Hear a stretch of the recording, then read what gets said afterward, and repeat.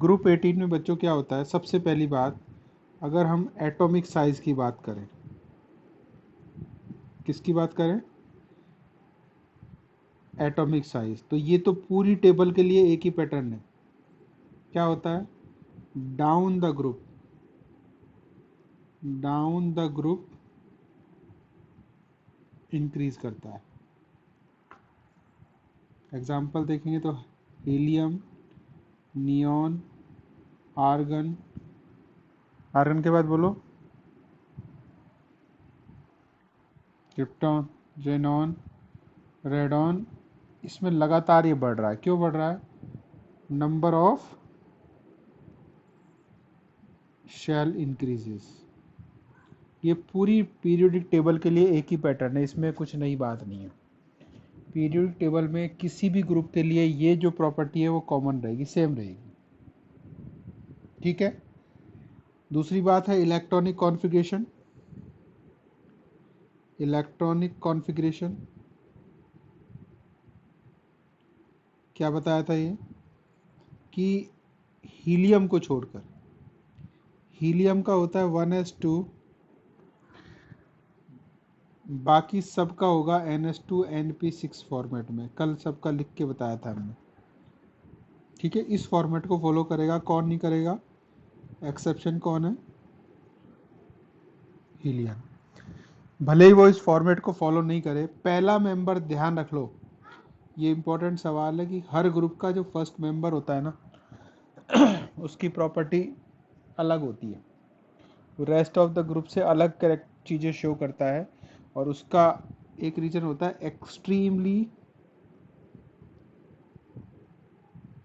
Extreme small size.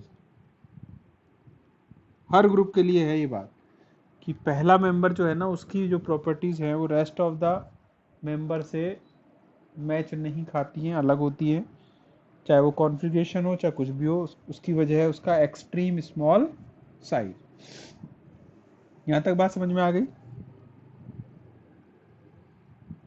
अच्छा, अब देखिए मेन बात जो है, एक और बात हमने बताई थी, एटॉमिसिटी। एटॉमिसिटी यही एक ऐसा ग्रुप है जिसके अंदर जो एटम्स हैं या मॉलिक्यूल्स होंगे उनकी ये मोनो एटॉमिक होते हैं। कैसे होते हैं, मोनो एटॉमिक। मोनो एटॉमिक का मतलब समझे आप, कि जब आपसे जैसे हाइड्रोजन के लिए बोला फॉर्मूला लिखो तो आप क्या लिखोगे, H2। लेकिन इनमें से आप किसी के लिए पूछोगे तो आप लिखोगे HEN। बिल्कुल। ऐसा क्यों है, क्योंकि इनका अपने आप ही ऑक्टेट कंप्लीट है।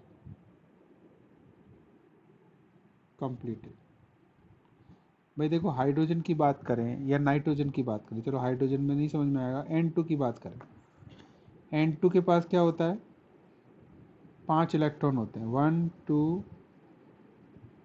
3 4 5, 5 इलेक्ट्रॉन होते हैं। पता चल रहा है कैसे होते हैं, N होता है 7, लिखोगे 1s2 2s2 2p3, यही होता है ना कॉन्फ़िगरेशन। अच्छा, तो अंदर वाले को देखते नहीं है, हम बाहर वाले को देखेंगे, जो सबसे आउटर मोस्ट है। आउटर मोस्ट हो गया 2s2 2p3, कितने हुए ये, 5 हुए। लेकिन किसी भी एटम को स्टेबल होने के लिए कितना चाहिए, 8। तो इसको 8 बनाने के लिए क्या करना पड़ेगा, ये एक दूसरे एटम के साथ, ये दूसरे एटम के साथ बॉन्ड बनाएगा, तो ये बन गया इसका, देखो 8 कंप्लीट, 8 कंप्लीट हो गया ना। तो इसको मजबूरी है, इनकी डायोटॉमिक होना मजबूरी है, क्योंकि ऑक्टेट पूरा करने के लिए इनको डायोटॉमिक बनना पड़ रहा है। बोलो बात समझ में आई कि नहीं आई, आ गई ना। अब लेकिन इनके साथ कोई मजबूरी नहीं है, इनका तो अकेले का ही ऑक्टेट पूरा है।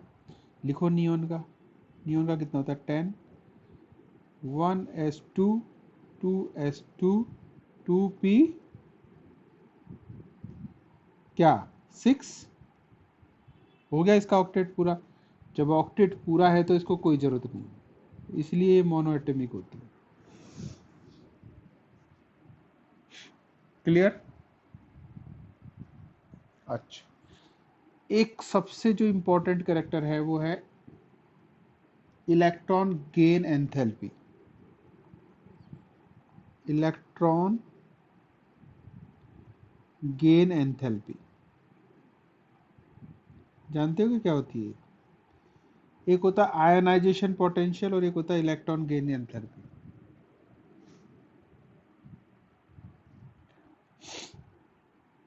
देखो समझो बात, एक बात ध्यान से समझो। एक होता है इलेक्ट्रॉन, एक होता है आईपी। इसको बोलते हैं आयनाइजेशन पोटेंशियल या आयोनाइजेशन एंथैल्पी बोलते हैं इसको। आयोनाइजेशन एंथैल्पी भी बोलते हैं। और दूसरा होता है इलेक्ट्रॉन ईजीए। ईजीए नहीं, ईजीई। ईजीई इलेक्ट्रॉन गेन एंथैल्पी। दोनों में फर्क क्या है? एक और चीज होती है इलेक्ट्रोनेगेटिविटी, उसको भी बताऊंगा मैं, पहले इनको समझो। किसी भी एटम के, ध्यान से सुनना, किसी भी आइसोलेटेड एटम के, या यूं कह सकते हैं किसी भी एटम के गैसियस फेज में, आइसोलेटेड का मतलब गैसियस ही होता है। जब गैस की फॉर्म में होते हैं तो एटम क्या होते हैं? दूर दूर होते हैं, और दूर दूर होते हैं तो मतलब क्या होते हैं? आइसोलेटेड होते हैं। क्लियर हो गई? समझ रहे हो आइसोलेटेड का मतलब? समझ में आया सबको? आइसोलेटेड बोलना है या गैसियस बोलना है, दोनों में से एक चीज जरूर बोलनी है। अब कोई एक एग्जाम, पहले हम आईपी का एग्जाम्पल लेते हैं। जैसे आपने ले लिया सोडियम, ले लिया मान लो, ठीक है। सोडियम का नंबर होता है 11 प्लस, सेंटर में आ गया। क्या है इसका कॉन्फ़िगरेशन? 281। कितने सेल बनाने पड़ेंगे मुझे? 3, 1, 2, 3। बोलो आया समझ में? इलेक्ट्रॉन को फिल करो आप। फर्स्ट वाले में 2 इलेक्ट्रॉन, सेकंड वाले में 8 इलेक्ट्रॉन,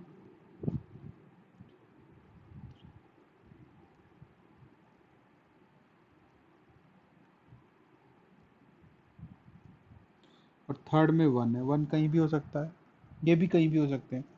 अब ध्यान से सुनो, किसी भी आइसोलेटेड, या आइसोलेटेड लिखोगे या गैसियस लिखोगे, गैसियस एटम से उसके outer most orbit, outer most orbit कौन सा? ये सबसे बाहर वाला, ए, हाँ, से एक इलेक्ट्रॉन को रिमूव करने के लिए, एक इलेक्ट्रॉन को रिमूव करने के लिए जितनी एनर्जी जरूरी होती है उसको हम बोलते हैं आयोनाइजेशन पोटेंशियल।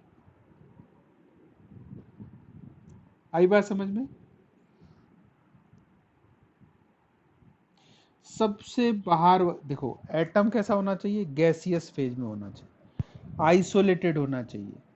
आइसोलेटेड फेज में या गैसियस फेज में सबसे आउटर मोस्ट ऑर्बिटल से एक इलेक्ट्रॉन रिमूव करने के लिए जो एनर्जी देनी पड़ती है, रिक्वायर्ड होती है। रिक्वायर्ड क्यों होती है?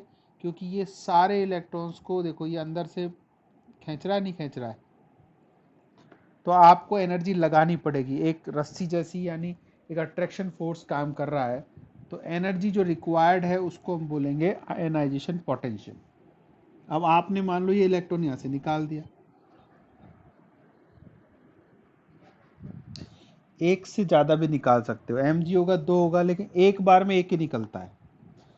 पहला इलेक्ट्रॉन निकालोगे उसको IP1 बोलेंगे, दूसरा निकालोगे IP2 बोलेंगे, तीसरा निकालोगे IP3 बोलेंगे, और उनकी वैल्यू अलग अलग होगी, कभी पॉजिटिव होगी कभी नेगेटिव होगी, ये भी बात है।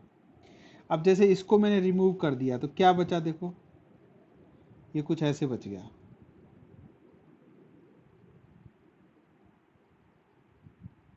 2 8 बच गया। 2 8 बच गया तो क्या बन गया भाई? 2 8 जब बचा तो ये Na प्लस बन गया,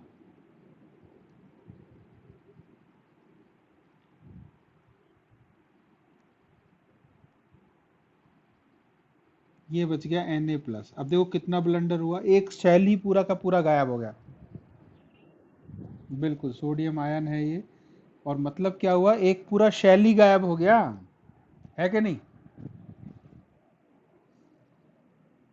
ठीक है, तो इस केस में एनर्जी देनी पड़ती है क्योंकि आप इस अट्रैक्शन फोर्स को यहां से निकाल रहे हो। ठीक है, अब इसमें कई सारी बातें हैं कि कॉन्फ़िगरेशन देखते हैं। अब यहां पर निकालना आसान था क्योंकि एक इलेक्ट्रॉन हटते आउटर मोस्ट में क्या आ रहा है, कॉन्फ़िगरेशन 8 आ रहा है जो कि स्टेबल है। ठीक है, अच्छा अब इस केस को हम देखते हैं नियॉन के लिए।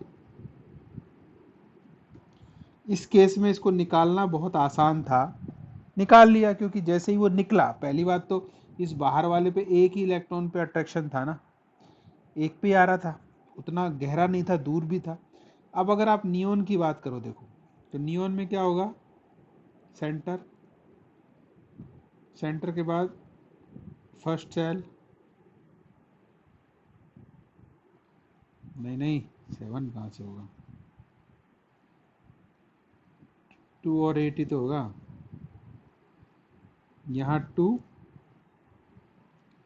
और यहाँ पर क्या हो गया 8।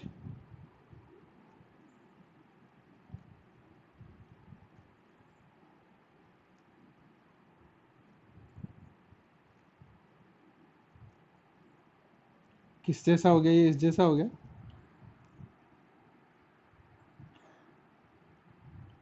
बिल्कुल सेम हो गया ना, Na+ और ये एक जैसा ही तो लग रहा है। इसीलिए तो सोडियम मेटल है, कि मेटल वो होते हैं जो इलेक्ट्रॉन लूज करते हैं, जो लूज करने को मोटिवेट करते हैं। लूज करने से क्या हुआ, इनर्ट गैस का कॉन्फ़िगरेशन आ गया जो कि स्टेबल है, इसीलिए मेटल है। आ गई बात समझ में? अब हम, क्योंकि हम ग्रुप 18 पढ़ रहे हैं, आप ये बताओ कि यहां से अब वही डेफिनेशन काम करेगी। मुझे यहां से एक इलेक्ट्रॉन बाहर निकालना है, क्या ये आसान काम है? यानी यहां पर आपको IP बहुत कम देना था, ये झट से दे देता है झट से दे देता है। लेकिन यहां पर क्या स्टेबल कॉन्फ़िगरेशन है, देखो 2 8 है, अगर एक निकलता है तो आएगा 2 7 जो कि अनस्टेबल है। तो स्टेबल से अनस्टेबल की तरफ कौन जाता है भाई?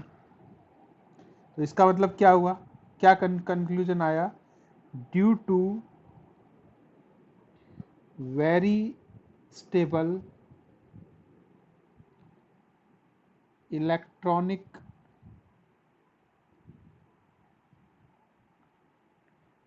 configuration, due to very stable configuration, inert gases exhibit very high ionization enthalpy. अब ये क्वेश्चन बन गया भैया कि ग्रुप में या पीरियड में सबसे ज्यादा आयनाइजेशन एंथैल्पी किसकी ज्यादा होगी? नोबल गैसेज की। तो एक बात तो ये हो गई कि ये पता होना चाहिए नोबल गैसेज की होती है, और दूसरी बात ये हो गई कि क्यों होती है, क्यों होती है, वेरी स्टेबल कॉन्फ़िगरेशन। अब स्टेटमेंट अगर आपको याद है तो कोई इशू ही नहीं है, आप बिल्कुल सही जवाब दोगे अपने आप ही। दोनों काम हो गए ना? ठीक है, बात आ गई समझ में? तो आयनाइजेशन एंथैल्पी की वैल्यू क्या हो गई, बहुत ही ज्यादा हो गई। अब दूसरा पॉइंट था इलेक्ट्रॉन गेन एंथैल्पी।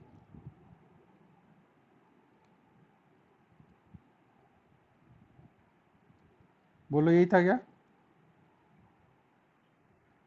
अब यहां पर भी कुछ कुछ वैसा ही है पर काम उल्टा हो रहा है। काम उल्टा क्या हो रहा है, जैसे हम इसको क्लोरीन के एग्जांपल से समझते हैं, क्लोरीन 17 से, या फ्लोरीन के समझ लेते हैं, छोटा लिख लेते हैं, हम इसको फ्लोरीन 9 के एग्जांपल से समझते हैं। क्या कॉन्फ़िगरेशन है, 1s2 2s2 2p7 है, सॉरी 5, क्या है 2p5। तो ये स्टेबल तो है नहीं, स्टेबल क्या होता है? स्टेबल क्या होता है? NH2 NP6 स्टेबल होता है। कैसे हो सकता कैसे हो सकता है वो? अगर एक इलेक्ट्रॉन इसको मिल जाए, अगर एक इलेक्ट्रॉन इसको मिल जाए तो ये आसानी से NH2 NP6 बना लेगा, है कि नहीं? Is it? अब देखो इस चीज को समझो, पहले इसको, इसका डायग्राम समझते हैं, पहले फोटो समझते हैं, तब समझ में आएगा। ये सेंटर हो गया। तनिष्का तुझे समझ में आ रहा है? नंदिनी, तनिष्का?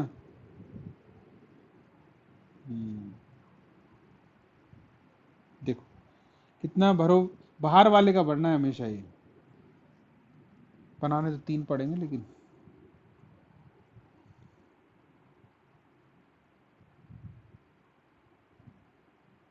नहीं नहीं, 2 ही तो बनाने पड़ेंगे, 3 क्यों बनाने पड़ेंगे? हाँ हाँ अच्छा, एक में 2 आएगा और एक में 7 आएगा। ठीक है, वेरी गुड, बहुत बढ़िया। चलिए, अंदर वाले में भर दिया हमने 2।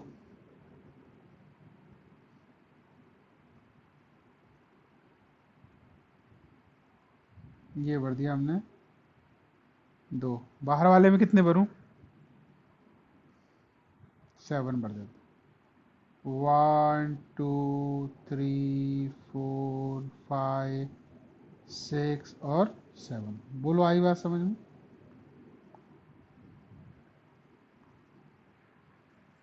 ठीक है। अब देखो इसमें क्या है कि हमको ना, अब देखो सबको एक साथ एक कंसेप्ट समझ में आ गया तो वो सारे ग्रुप पे फॉलो हो जाएगा। ये जनरल प्रॉपर्टीज हम पढ़ रहे हैं वो सब पे फॉलो हो जाएगी। देखो अब क्या करना है, सेम डेफिनेशन है। आइसोलेटेड या गैसियस एटम में सबसे आउटर मोस्ट ऑर्बिटल में, जिसको हम वैलेंस शेल कहते हैं, एक इलेक्ट्रॉन ऐड करने के लिए, ध्यान देना, एक इलेक्ट्रॉन ऐड करने के लिए क्या करना पड़ेगा? एनर्जी देनी पड़ेगी या निकलेगी?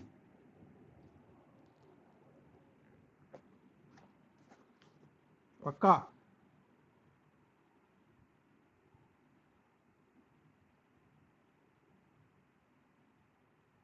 हम्म,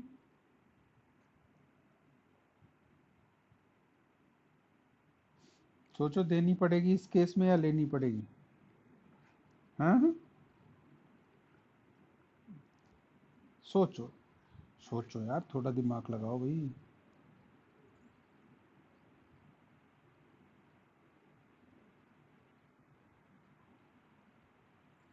हम्म,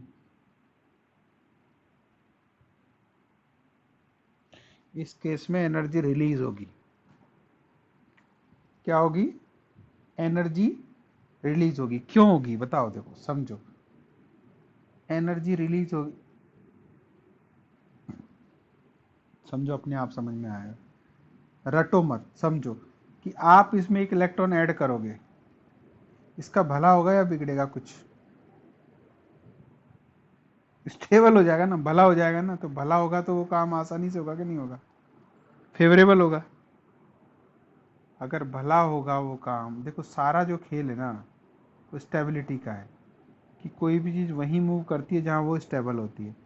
तो यहाँ पर जो इस केस की बात कर रहा हूँ, इलेक्ट्रॉन ऐड करने से इसका भला हो रहा है, तो ये क्या करेगा? एनर्जी रिलीज करेगा। क्या करेगा? एनर्जी रिलीज करेगा, यानी इसकी जो इलेक्ट्रॉन गेन एंथैल्पी है उसकी वैल्यू नेगेटिव होती है।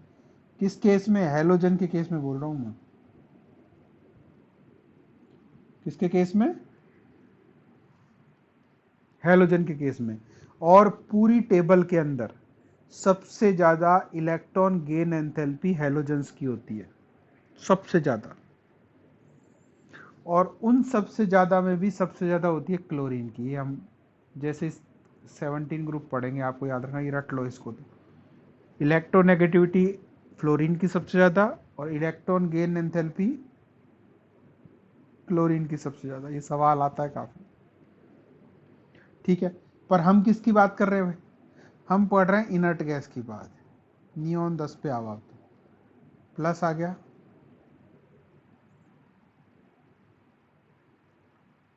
फर्स्ट, सेकंड, क्या हो गया कॉन्फ़िगरेशन जरा बताओ तो।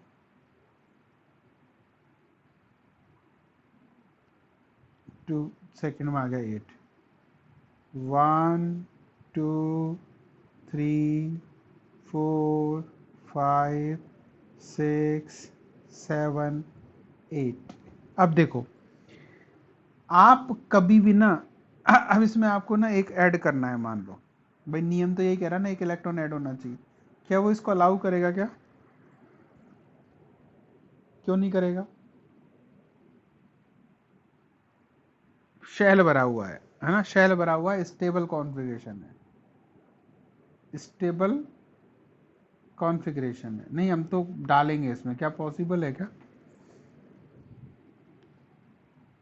अगर डालना पड़े तो क्या करना पड़ेगा बताओ?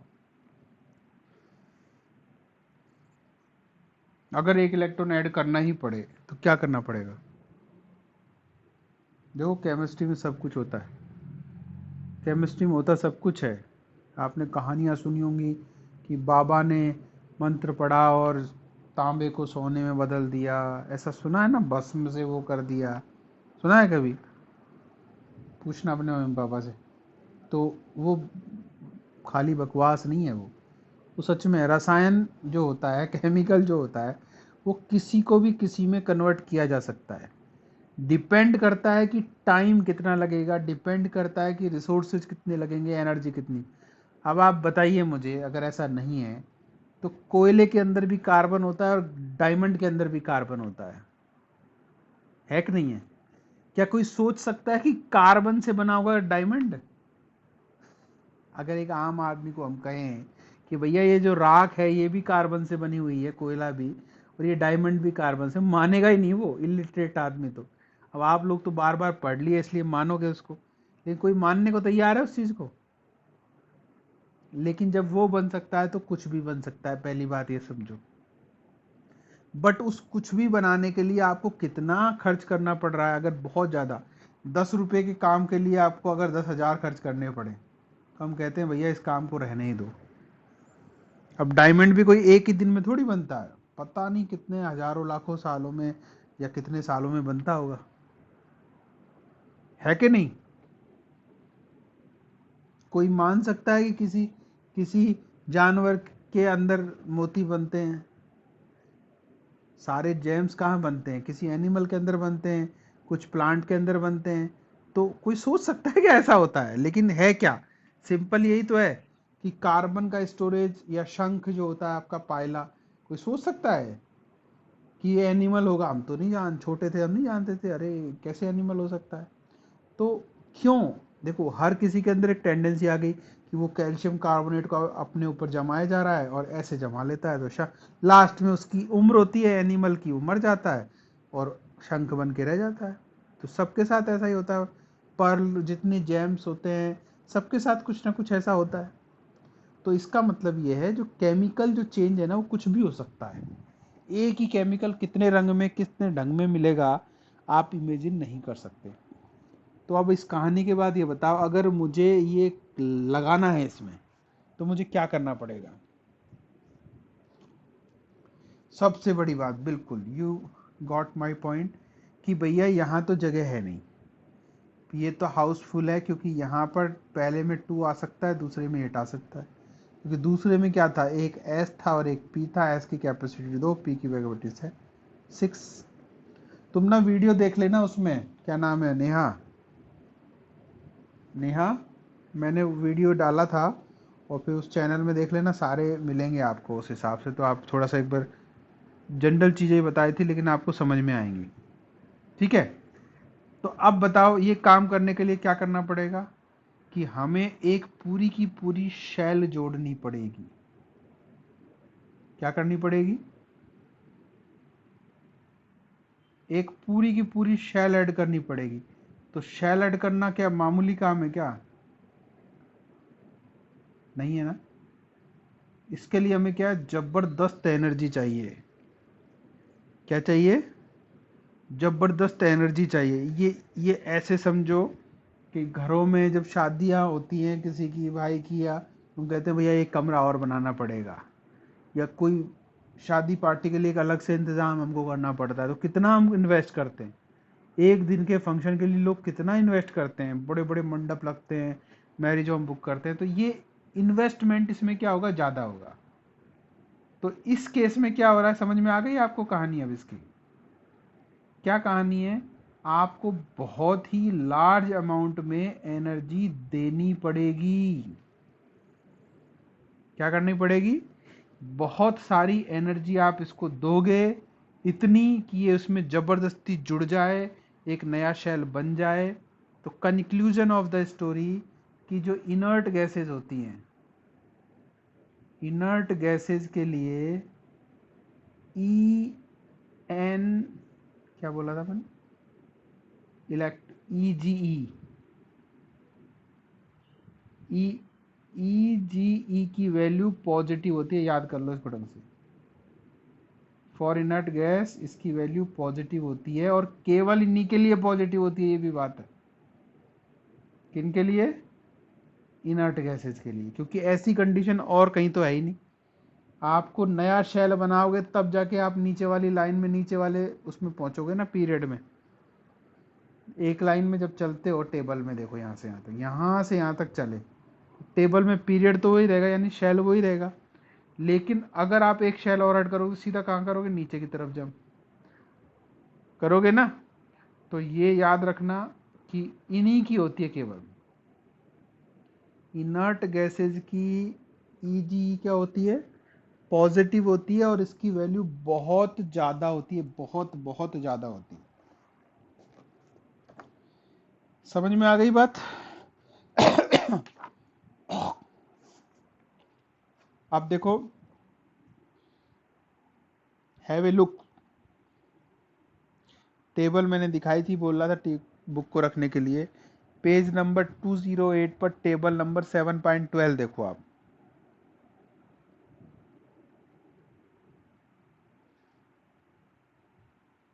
दिख रही है? क्या दिख रही है? वैल्यू देखो, इलेक्ट्रॉन गेन एंथैल्पी की।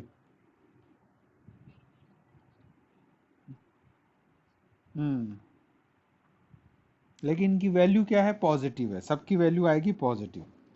और आईपी की वैल्यू भी जबरदस्त आ रही है, दिख रही है आपको?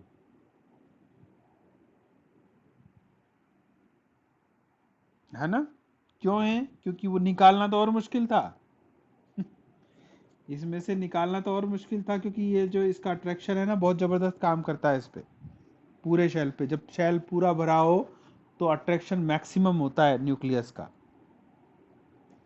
तो ये बात समझ में आ गई आपको सबको?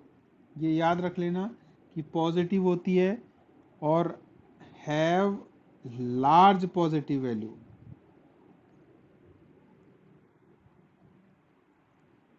ये कैसे लाते हैं? स्मार्ट क्वेश्चन, कहीं से नहीं लाते हम। जैसे आपको NaCl बनाना है, आपको Na और Cl मिलाओगे आप, पढ़ा होगा 10th क्लास में, 10th में पढ़ोगे तुम। तो नाइट ये लिया और ये Cl2 लिया। अब देखो दो अपोजिट प्रोसेस काम कर रहे हैं। Na क्या करेगा? एक इलेक्ट्रॉन छोड़ेगा, ठीक है? क्या करेगा?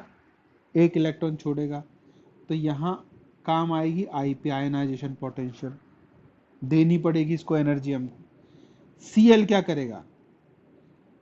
Cl सबसे पहले Cl2 ब्रेक करेगा, इसको तोड़ने के लिए एनर्जी चाहिए, ये Cl और Cl बन जाएगा। फिर ये जो Cl है ना, इसमें से क्या है?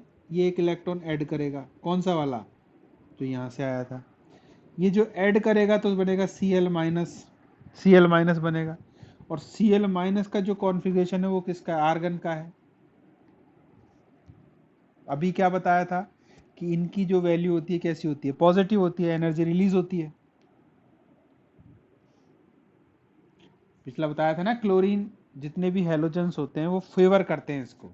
तो एक प्रोसेस में एनर्जी यूज होती है, दूसरे प्रोसेस में निकलती है। दोनों एक दूसरे से सेट कर लेते हैं मामला। और जिनमें मतलब यानी कि जब जब ये दोनों होता है तो ओवरऑल सब काम हो गया। अब एक Na+ बन गया और एक Cl- बन गया, दोनों अट्रैक्ट होके क्या बन गया, NaCl। तो देखो यहाँ एनर्जी का इन्वॉल्वमेंट, यहाँ एनर्जी का इन्वॉल्वमेंट, यहाँ एनर्जी का इन्वॉल्वमेंट, यहाँ का। तो स्टेप 1, स्टेप 2, स्टेप 3, स्टेप 4। अब किसी स्टेप में एनर्जी निकल रही है, किसी स्टेप में एनर्जी इन्वॉल्व हो रही है। ओवरऑल जो रिजल्ट है ना वो पॉजिटिव होना चाहिए, एक्सोथर्मिक होना चाहिए। समझ में आई बात?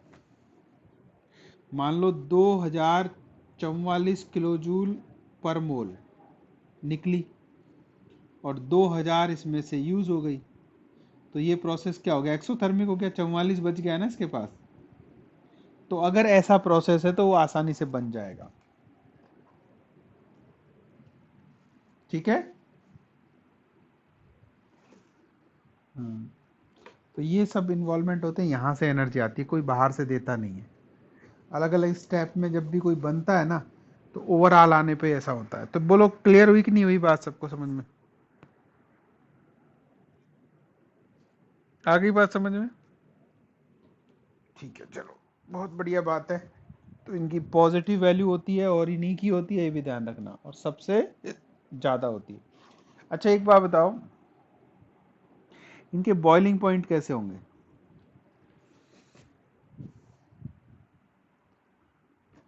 अरे बहुत कम होंगे, वेरी लो, वेरी। अरे माइनस में तो कैसे होगा, बॉइलिंग पॉइंट इज टेम्परेचर। तो टेम्परेचर कम और ज्यादा, टेम्परेचर वेरी लो। क्यों क्यों होगा लो, अब देखो समझो। अब हम ऐसा क्यों कंफ्यूज हो रहे हैं, कम होगा ज्यादा होगा? बॉइलिंग पॉइंट क्या होता है कि मान लो दो पार्टिकल हैं। बॉइलिंग का मतलब क्या है कि वो दूर दूर भागे, यही तो बॉइलिंग है। अरे यही तो बॉइलिंग है। मान लो एक लिक्विड है, आप उसको टेम्परेचर दे रहे हो और ये टूट के अलग हो जाए, इवेपोरेट हो जाए, तो ही तो बॉइलिंग है, उसी को तो बॉइलिंग बोलते हैं हम। लेकिन इनर्ट गैस तो पहले से ही गैस है भाई, यानी कि वो पहले से ही दूर दूर बनी हुई है आपस में। तो वो दूर दूर है, उनको और दूर करने में कितना सा टेम्परेचर लगेगा, कम लगेगा ना भाई। जो गैस, पहली बात तो गैस का बॉइलिंग पॉइंट वैसे ही बहुत कम होता है, गैस का बॉइलिंग पॉइंट वैसे ही बहुत कम होता है। तो इनके क्या होते हैं ना, वेरी लो होते हैं। बोलो समझ में आई कि नहीं आई बात?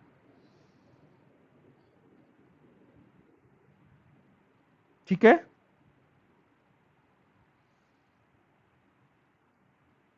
ठीक है, तो ये अब हाँ, लेकिन जैसे जैसे आप बढ़ोगे, एक से दूसरे पे जाओगे, तो बॉइलिंग पॉइंट क्या कर रहा है, इंक्रीज कर रहा है। देखो क्या कर रहा है, इंक्रीज कर रहा है। अब इस चीज को कैसे समझेंगे? मान लो हीलियम है, इतना छोटा है, और जैसे जैसे जाएंगे तो बड़ा होता जाएगा साइज। तो ये भी क्या है, नॉन पोलर। ये भी क्या है, नॉन पोलर। अब क्लास 11th में मूव करो थोड़ा सा, बताया था ना कि, और 12th में भी बताया था सॉलिड स्टेट में, कि नॉन पोलर क्या करेंगे, एक दूसरे को इंटरफेयर करेंगे, थोड़ी पॉलरिटी लाएंगे। पॉलरिटी लाएंगे, थोड़ा अट्रैक्शन बढ़ेगा। तो जैसे जैसे साइज बढ़ेगा वैसे वैसे क्या आएगा, इनमें थोड़ा पोलर करेक्टर आएगा। और पोलर करेक्टर आएगा तो ये एक दूसरे को थोड़ा कस के पकड़ना शुरू करेंगे जैसे जैसे साइज बढ़ेगा। और जब कस के पकड़ना शुरू करेगा तो उसको तोड़ने में दिक्कत आएगी, टेम्परेचर हमको इनको देना पड़ेगा। तो मतलब क्या हुआ कि जब हम बढ़ेंगे हीलियम से नीचे की तरफ, यानी आगे की तरफ जाएंगे, तो बॉइलिंग पॉइंट क्या करेगा,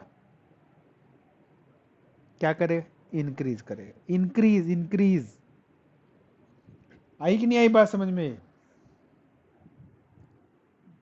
हीलियम का सबसे कम होगा। मैंने कल भी बताया था कि हमें इस टेबल को एकदम समझ लेना है, एकदम समझ लेना है, जस्टिफाई कर लेना है कि समझ में आ रहा है कि नहीं आ रहा है। तो लगातार इंक्रीज कर रहे हैं, समझ में आ गया? और इनर्ट गैसेस के अंदर वांडरवाल फोर्सेस होते हैं। वॉन्डर वॉल्स फोर्सेस होते हैं। ठीक है, वॉन्डर वॉल फोर्स के कई टाइप होते हैं, पोलर पोलर नॉन पोलर, कई तरह के होते हैं, लंदन फोर्स और कई तरह के नाम इनके दिए जाते हैं। तो जैसे आप जा रहे हो ना, अब आपको देखो स्टेटमेंट अगर याद है, पहले बात तो क्या याद करना है कि बॉइलिंग पॉइंट बढ़ता है, कहाँ से कहाँ, हीलियम से आगे बढ़ते हैं ना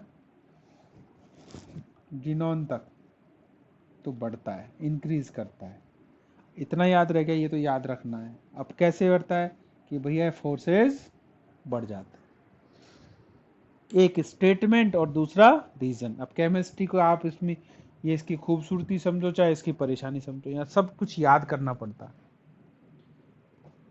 जनरल याद करो, एक्सेप्शन याद करो और उसका रीजन याद करो। रीजन कुल मिला के 3-4 ही हैं, force of attraction, electronic configuration, उसकी शेप, 3-4 चीजें अगर आप समझ गए सेट करना तो फिर कोई दिक्कत नहीं है।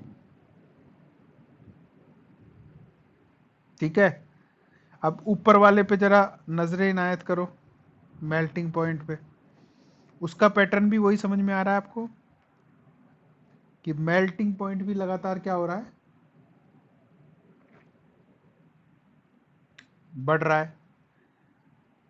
अब आप कहोगे सर कि इनका मेल्टिंग पॉइंट कैसे होगा गैस का? अरे होगा भाई, कुछ तो होगा ही, कुछ तो होगा ही ना मेल्टिंग पॉइंट। ये सुन लो, इन जनरल हम सॉलिड का मेल्टिंग पॉइंट लेते हैं, लिक्विड का बॉइलिंग पॉइंट लेते हैं, लेकिन होता सबका है। आप एक मैटर को तीनों स्टेट में रख सकते हो। आई बात समझ में? वो तीनों स्टेट में उसकी हर चीज होगी, लेकिन जो इजी होता है उसको हम, जैसे वाटर है, वाटर का आप सब क्यों जानते हो? क्योंकि वाटर एग्जिस्ट करता है आपके सामने दोनों स्टेट में। अब ऑक्सीजन नहीं करती है, लेकिन अब सब जान गए कोरोना में कि ऑक्सीजन भी लिक्विड होती है, क्रायोजेनिक ऑक्सीजन लिक्विड ही तो होती है, तो उसको कर सकते हैं ना। जब लिक्विड होगा तो उसका मेल्टिंग पॉइंट भी होगा, बॉइलिंग, यानी हर मैटर का होता है, आप समझिए। तो याद रखने की बात क्या है कि मेल्टिंग और बॉइलिंग पॉइंट जो दोनों होते हैं वो आपके डाउन द ग्रुप क्या कर रहे हैं, इंक्रीज कर रहे हैं। रीज़न क्या है कि इनके बीच में वान डर वाल फोर्स होता है और वो लगातार बढ़ता है डाउन द ग्रुप। बोलो, क्लियर हुई बात? देखो इसमें एक सवाल भी दिया है, noble gas have very low boiling point. Answer क्या लिखा है? Noble gas being monoatomic have no interatomic forces except weak dispersion force and therefore they are liquefy at very low temperature. समझ में आ गई बात? सेम आंसर है वही जो मैं बता रहा हूं। ठीक है, इसलिए इनका बॉइलिंग पॉइंट क्या होता है, वेरी लो। मोनोएटॉमिक है, अकेले अकेले रह रही हैं। बॉइलिंग में क्या करते हैं, हम अकेला ही तो करते हैं मॉलिक्यूल को, एटम को, तो वो तो पहले से अकेला है, उनको दूर भगाना है बस खाली। तो दूर भगाने में कितना टेम्परेचर चाहिए, बहुत छोटा चाहिए। डिस्पर्शन फोर्स काफी वीक होते हैं। तो क्लियर हो गई बात यहाँ तक? चलो, आज का होप सारी चीजें याद हो गई होंगी। इनको याद करते जाना, एक एक पॉइंट को हमको लिखना है, एक एक पॉइंट को हमको लिखना है, छोड़ना किसी को नहीं है। एमसीक्यू में सब पढ़ना पड़ता है, स्टोरी की तरह इसको याद करने की कोशिश करो, क्या पढ़ाया क्या